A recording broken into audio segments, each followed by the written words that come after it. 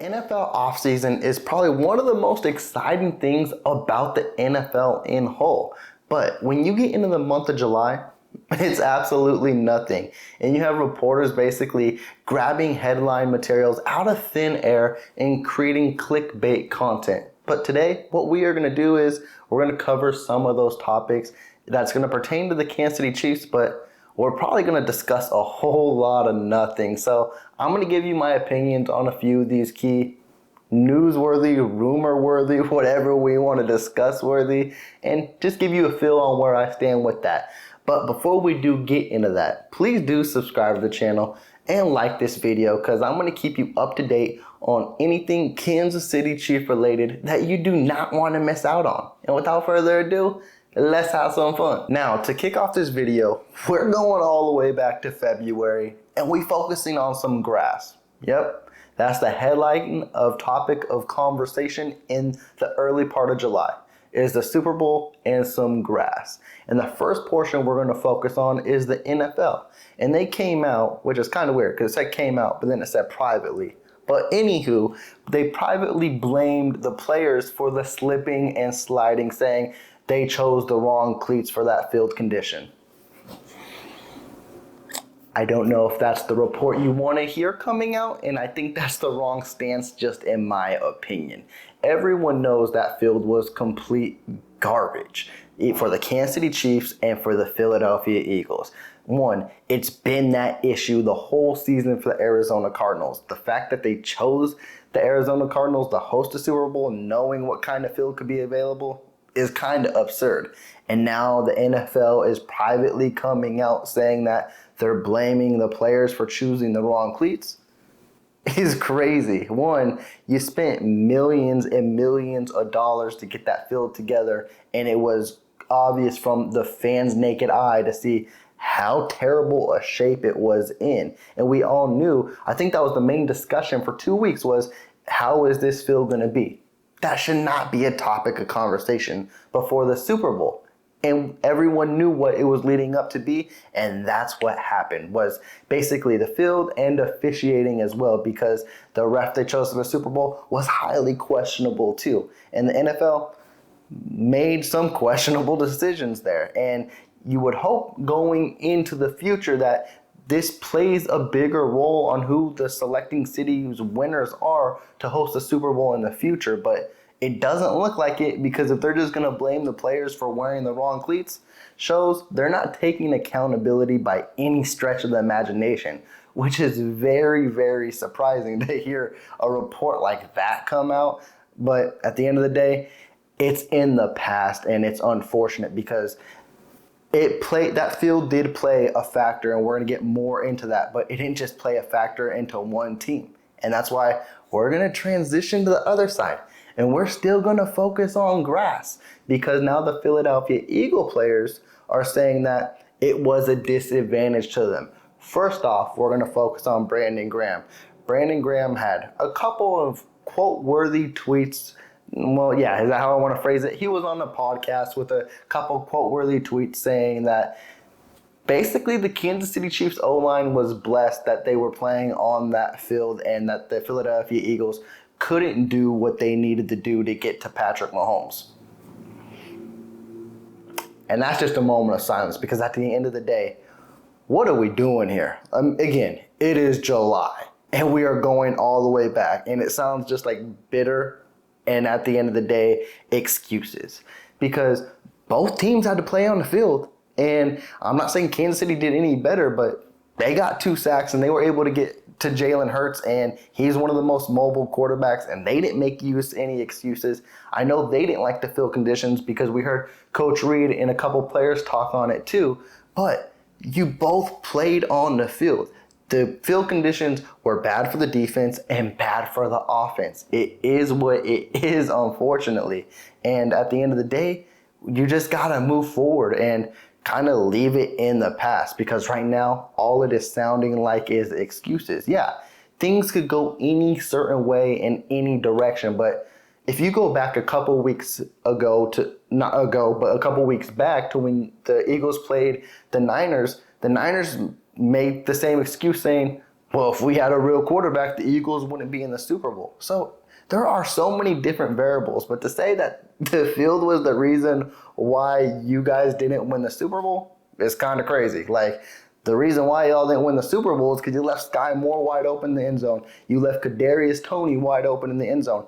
And for such a terrible field, Kadarius Toney had an amazing punt return. So, yes, it was terrible conditions, but apparently you could still make plays on the field. So it's kind of crazy to hear. And that wasn't the last of it either, because Chauncey Gardner-Johnson was preaching the same thing, saying if they played again on real grass, the Eagles' defensive line would dominate the Kansas City Chiefs' offensive line.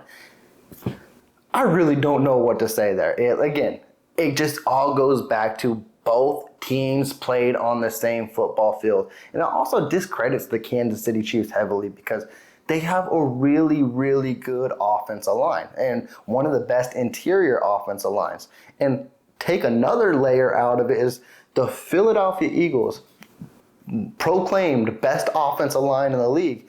Kansas City still found a way to get to Jalen Hurts twice. What's the excuse there? You have to find the right schemes and get yourself in the right situations. And I think what was previously quoted by Coach Reid before the Super Bowl is know the kind of conditions you're going in and the kind of scenarios that can be approached moving forward. And what I mean by that is the Kansas City Chiefs played in Arizona week 1, and the Eagles played in Arizona earlier in the year too. And they both knew what kind of field conditions it would be. Yes, now, the grass was different and the field conditions were different, but at the end of the day, Arizona never has the greatest field conditions. And Coach Reid prepped his players for that going in, saying, this is not going to be the greatest field out there, so we got to make do, get the right cleats, do what you got to do to be the best player you can be. And at the end of the day, it comes to getting your team ready and playing the best ball that you possibly can while you're on the field. So right now, I'm hearing excuses. And I find it funny from Chauncey Gardner-Johnson to be barking up a storm for a team who basically didn't bring him back. And now I'm preaching, oh, if we ran it back, we'd have him again. Boy, you on the Lions. You will get your chance week 1 on real grass too. Make your plays. And at the end of the day, I'm not discrediting Chauncey Gardner-Johnson because he is a great safety, but I wouldn't come barking up at the Kansas City Chiefs direction because Patrick Mahomes will make you pay. And also, now that we're going to focus on Patrick Mahomes, Brandon Graham wasn't done there speaking just on the grass, but also speaking on Patrick Mahomes, saying he's a really good actor, saying that injury may not have been as serious as what we all perceive to be.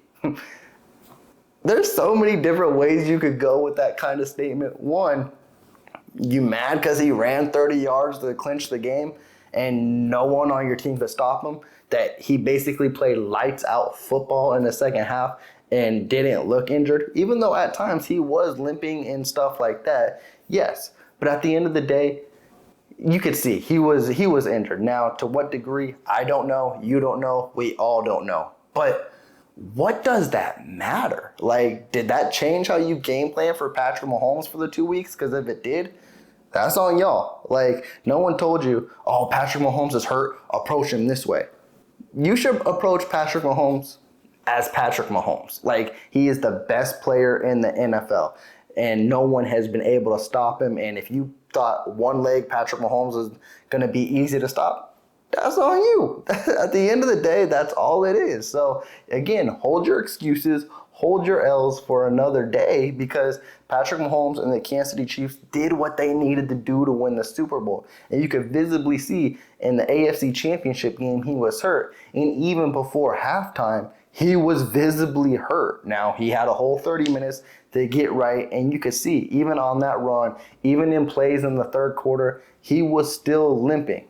He just got that dog in him, and you can be mad all you want about it. Now, can we move forward away from the Super Bowl? No, we still gonna stay there a little bit longer, as Kadarius Toney made some headway, headlines, whatever you want to call it. But once the Kansas City Chiefs have received their Super Bowl rings, he mentioned in a video saying that a place where he would put it is on his middle finger for all the New York Giants fans. And New York Giants fans didn't take so well to that whatsoever. They basically said, hey, Kadarius Toney, he didn't do much, he didn't mean much, and hopefully he is happy with his participation trophy because at the end of the day, he didn't do anything for the Kansas City Chiefs last year. And it's funny. It really is funny. And I can see the kind of road the New York Giant fans are taking. But to say that it's a participation ribbon for Kadarius Toney is a far stretch because he was the reason the Kansas City Chiefs sealed that Super Bowl with an amazing punt return to get them inside the 5 and then basically clinch it with the touchdown at the end. Well, Sky Moore clinched it, but you know where I'm going with that. But I understand where Giants fans are coming from because I'm going to try to see it in the same perspective, even though I can't really. And let's just say the Miami Dolphins made it to the Super Bowl and Tyreek Hill got another Super Bowl ring and he wasn't a Kansas City Chief. I might be a little bitter about that. And I understand because the New York Giants fans had great hopes when they drafted Kadarius Toney and he didn't do anything with them. And with a player of that high potential gets partnered up with Patrick Mahomes, you just feel like the Kansas City Chiefs, Coach Reid, are about to unleash Kadarius Toney into what the kind of player he will really be. And I can see why the Giants fans are bitter. So I completely understand, and I completely understand where Kadarius Toney is coming from too, because those couple years in New York weren't very kind to him. It was very rough. The New York media, the New York coaching, for him not to even see the field, whether he be really hurt or not, because he was hurt last year, supposedly, and then he comes to Kansas City via trade. He was out for the first week, but then played when he missed the whole season beforehand. There was just a lot going on with Kadarius Toney and the New York Giants. And like they said, sometimes the grass isn't always greener on the other side, but sometimes players do need that new scenery, and sometimes that team may need that fresher breath air as well. So it could be good for both sides. So there ain't no reason to be bitter. I understand it because he is a player with so much potential, but at the end of the day, I would love to see him break out as a Kansas City Chief, and that's what we are all hoping for. And now for the last piece of non-newsworthy piece of news, I guess we gonna call it whatever we gonna claim it as, is one thing Chiefs Kingdom has been hoping for, and one thing I've been hoping for this whole offseason, and we haven't got it yet, but doesn't mean it won't happen, is a Chris Jones extension. But ESPN released a statement article saying that if Chris Jones gets extended, which is expected, that the Kansas City Chiefs will be heavily interested in DeAndre Hopkins, and that the interest is mutual. And that's why DeAndre Hopkins is still a free agent to this point. And in my opinion,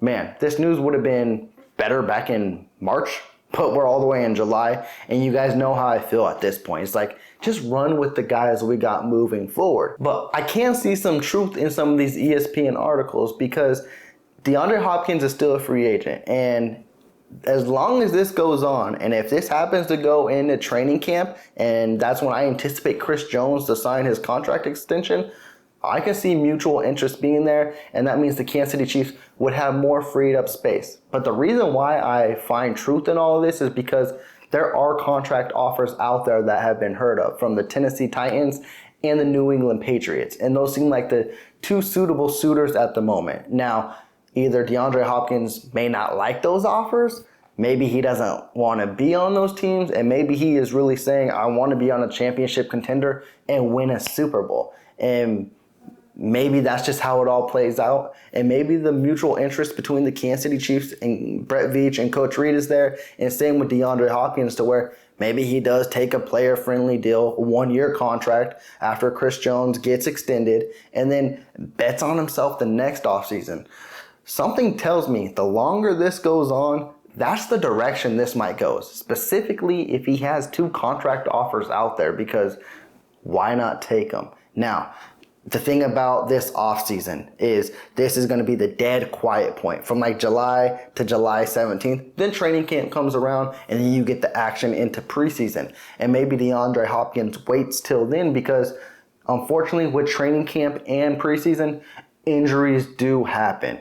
And a star receiver or any receiver can get hurt on a playoff caliber team that may open the door for DeAndre Hopkins. Or in the Kansas City Chiefs case, maybe they look at these young guys and they're like, okay, they're not where we want them to be. Maybe we need to bring a veteran experience piece like DeAndre Hopkins in and take this offense to a whole nother level.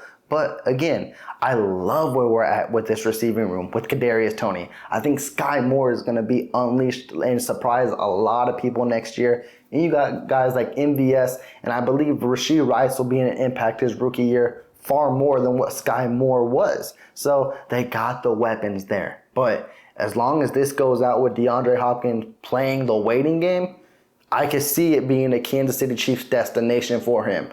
And with that, Chiefs Kingdom, we are going to close off this video and close off those Kansas City Chiefs, whatever you want to call them, topics, rumors, headlines, non-newsworthy news notes, whatever you want to label them at. That gives you a quick update of the articles that have been flying around the social media headwires for the Kansas City Chiefs. Now, if you did like this video, please leave that big thumbs up and please do subscribe to the channel because it does help the channel out really, really much. And with that, I'm going to check out, but I will be back. So y'all take care.